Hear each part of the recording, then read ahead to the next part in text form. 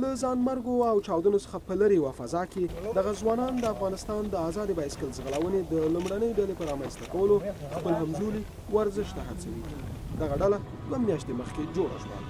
یاد ځوانان د غرونو په لمنو کې تمرین کوي، په داسې حال کې چې د 15 نجونو په ګډون شاوخوا 50 تنه نور لوبغاړي کابل کې د فوټبال له یو میدان څخه د ازادې بایسکل ځغلونې لیکه جوړه کړې ده. د ماښام تیاره خوره شي، لوبغاړي له میزونو او نورو اوسپنیزو توکو څخه په جوړو موانعو کې خپل تمرینات پیلوي. دوی د هر څه په انټرنیټ زده کړي دي. مشکلات ناامني مو پر مخ لویه ننګونه ده. کله چې موږ د تمرین لپاره یو چیرې ځو نو د خپل امنیت په اړه ډاډه نه یو. د افغانستان د ازادې بایسکل ځغلونې د کلب مسؤلین وایي چې له ازادې بایسکل ځغلونې سره د ځوانانو مینه ډیره ده. د کلب هر لوبغاړی د میاشتې 400 افغانۍ فیس ورکوي. ښځینه لوبغاړي بیا تمه لري چې له دې لارې د نورو ځوانانو په ځانګړې توګه نجونو لپاره د یوې ښې راتلونکي لار پرانیزي.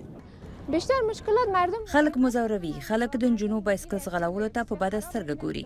خو موږ غواړو په خلکو کې بایسکل ځغلول عام کړو او خلک دې په ټولنه کې موږ له دغو ډول ورزشونو سره ومني. ما با امیر رقم ورزشا با تمام مشکلاتی را که ما له ټولو ستونزو سره چې موږ په افغانستان کې لرو، لکه ناامني، اقتصادي ستونزې، وزګاري او ډیر داسې نورې ستونزې، خو کله چې کلب ته راځم دغه ورزش ماته یوه خاصه انرژي راکوي او زه داسې احساس کوم چې الوزم.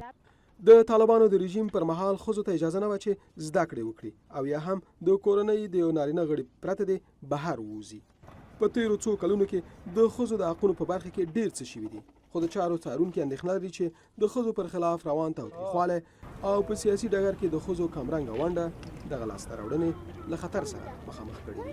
احمد شکیر دوست، د امریکا غږ آشنا تلویزیون، واشنگټن.